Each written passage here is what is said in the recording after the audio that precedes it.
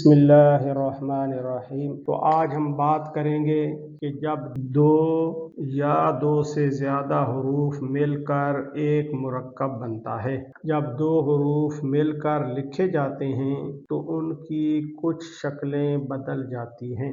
جب ملا کر لکھے جاتے ہیں تو حرف کا سر لکھا جاتا ہے، اس کے دھڑ کو چھوڑ دیا جاتا ہے۔ بعض حرف ایسے ہیں جو ملا کر لکھے جائیں تو وہ حرف خود تو پورا لکھا جاتا ہے لیکن دوسرے حرف کو توڑ دیتا ہے۔ ایسے حروف کو شرارتی حرف کہا جاتا ہے اور ایسے حروف یہ ہیں: الف، دال، ذال، را، زا، واو۔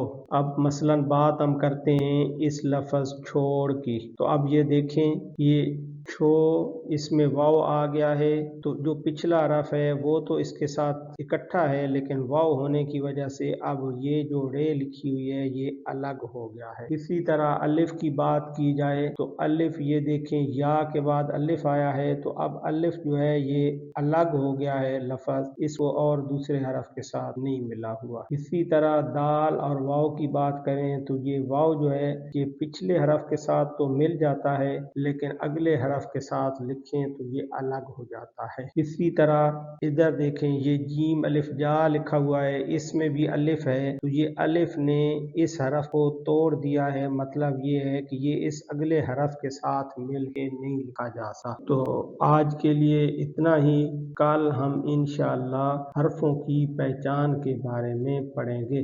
جیم، جیم ہوگا تو جیم کا اس طرح آدھا دھڑ لکھا ہوگا، اس کا سر لکھا ہوگا، دھڑ نہیں ہوگا، تو یہ یہاں تک ایسے جیم ہوگا۔ اللہ حافظ۔